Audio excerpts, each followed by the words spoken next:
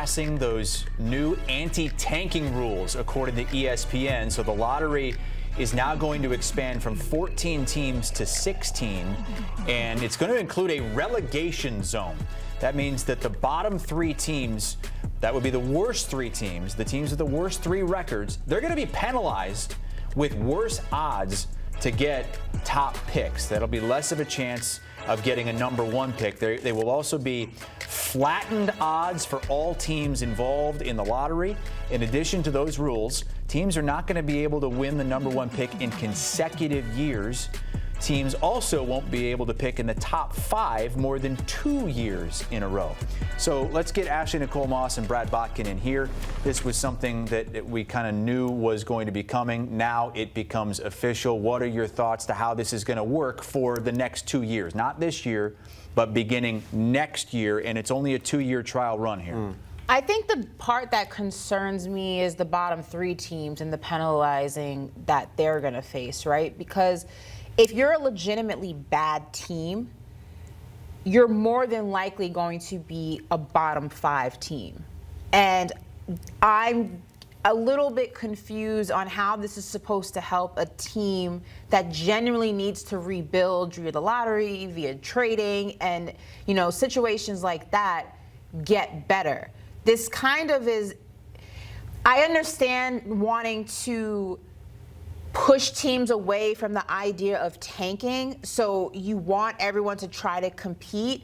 But if you are, let's say, hypothetically competing and you're still a bottom 3 team, that to me means you're just a bad basketball team. So I guess for me, the question is how does the league expect those teams to get better, especially if those teams are in markets that are unsexy and nobody really wants to go to, those smaller markets, not, you know, major, not on the big stage and things like that. I think that for me is the biggest concern is, yes, it's going to turn off teams from tanking because they know there's no reward, but it also is hurting teams that genuinely need the help to build. And I guess that's where I'm kind of like in the middle and on the fence of how this is supposed to fix the problem. Yeah, that's a legitimate concern. It's really the only avenue, if you're that bad of a team, to get better is to get a top pick. So you still have odds. You still, I think, around 5.8% if you're in the bottom 3. It goes up to 8% from 4 to 10. So in some ways, and this, you know, there's always unintended consequences with these types of things, and then you find out 2 years later that we need to tweak this, and that's what it sounds like they're going to do in 29. You know, right now, if you look at it at first glance, they sort of just have changed the incentive line. Now you want to tank to be 4 through 10. Yeah. You know, so now if you're want to be mediocre if you're at 11 or 12, you tank down to there. Now what the flattening of odds should accomplish is there's no difference between 4 and 10. So now when you're 7th or 8th, you don't have to try to lose every game to get down to the bottom 3 as you would in the last iteration of the CBA, right? So that can help. That can you have more teams on more nights in March when they're the 8th seed going out, and I can play to win this game because dropping to 7 doesn't change my odds at all. So that should help. But if we dig further into some of this stuff, you do have now incentive to stay out of the play-in. You have a lot of incentive to not be in the top play-in. Or to lose your play-in game. To go 9-10, because then you end up in the lottery still. If you 7-8, you don't, so 9-10. Hey, let's be in the 9-10 game, and we can still make the playoffs. We have to win 2 play-in games instead of 1, but we get that lottery pick. So there's going to be different points of incentive to tank. Right now, the incentive was getting to the bottom 3. Those were the top odds, 14%. Now the incentive is to get to 4 through 10. So we'll see how it works out. I like the flattening of 4 through 10 because, like I said, if you're in that zone, there's no difference between 9 and 5, right? So you don't have to lose every game. But there still will be points where it's better to be 9 than 11. So there still will be tanking. And there's also, you know, it's not necessarily the sexiest thing in this whole thing, but ways to avoid teams getting back-to-back number 1 picks and back-to-back top 5 picks. How would that have affected a team like the San Antonio Spurs? It would have affected them a lot. They would not have Victor Wembanyama, Stephon Castle, and Dylan Harper right now. If this rule were in place, you can't have 3 straight top 5 picks. All those guys were picked unbelievably to the Spurs' great fortune, just like the year they got Tim Duncan when they still had David Robinson. That can't happen anymore. You can't pick 3 straight But years. I don't know, do you think that was I mean, that happens so rarely that Not in the top 5. You'll see teams like if you go look at like the Pistons when they got Ivy and Ron Holland and like Asar Thompson, like those guys all are top 5 picks. It's probably not often to get like 1 or 2 straight in top 1 or 2 picks 3 straight years, but a lot of these teams hover around that 4 and 5 area for years. And I don't really know why you're trying to shut off a team getting 3 straight number 5 picks. That's kind of go back and look at old drafts. That's kind of like that's also a concern is I don't see how that's an issue when the team, like, again, it's only an issue if you're actively tanking for that. But we're talking about teams like the Pistons and the Spurs who went through really dark years of not being good teams and have essentially built themselves up to the teams that we're watching now through the lottery and through the draft, which is essentially what you want. That's like the out the mud way. It's the long way, essentially, because, you know, it takes you every single season to do it, and every year you try to get better and you still fail, and you go through the draft again and you try to get big. I don't know. If anything, that adds more parity throughout the league where we're not so top-heavy and lopsided where the rich keep getting richer and then all these other teams are struggling to compete.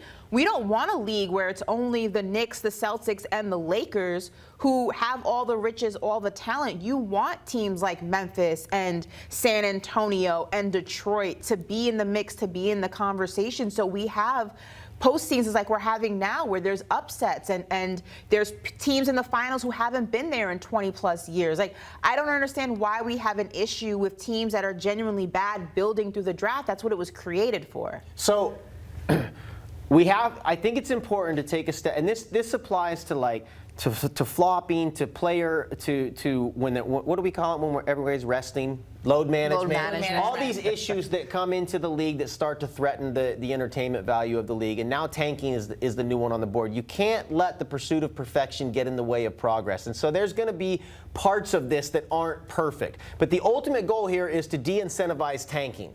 And did it need to be addressed? Yes, it's a terrible. So the reason that now Ashley just laid out reasons why it's kind of weird. You can't get 3 straight top 5 picks, and you need that avenue to improve. True, but the overall goal of this is to not incentivize tanking. And if you already had 2 straight top 5 picks and you can't get a third one, you now have no reason to tank in that third season. So they have done this to address tanking, to give you less incentive to do it.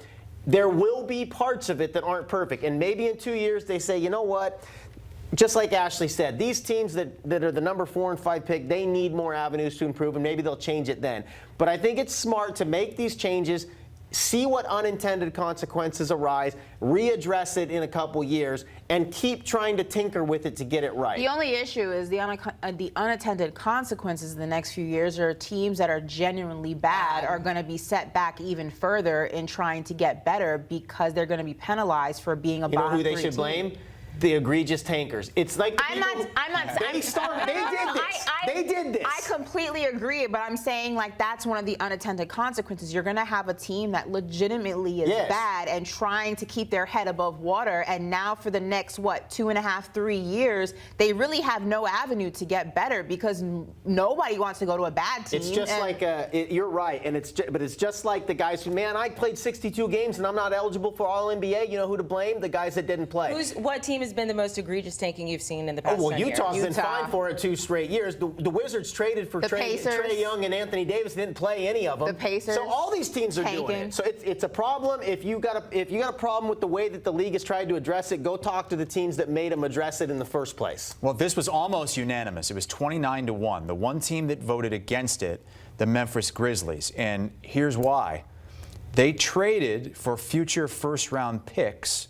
And so now those picks potentially, if it's multiple back-to-back number ones, or if it's back-to-back-to-back so top then fives, that would say that these things are not grandfathered in. You know, if they made picks for future years and now I would be surprised. I would have thought they'd be grandfathered in. I would too. That seems other teams wouldn't have the same concern because they're not the only team. And we haven't had made picks for future changes on whether or not they are getting grandfathered in. But if you put 2 and 2 together, they're the only team that voted against it reportedly, and they're the ones that traded with the Utah Jazz for a potential top pick. Here are the upcoming dates with the finals beginning Wednesday. Wednesday will be game 1, no matter what happens tonight. And then the draft coming up June 23rd and 24th. A week after that, free agency starts. Who's in the NBA Finals, Chris? Knicks and Spurs.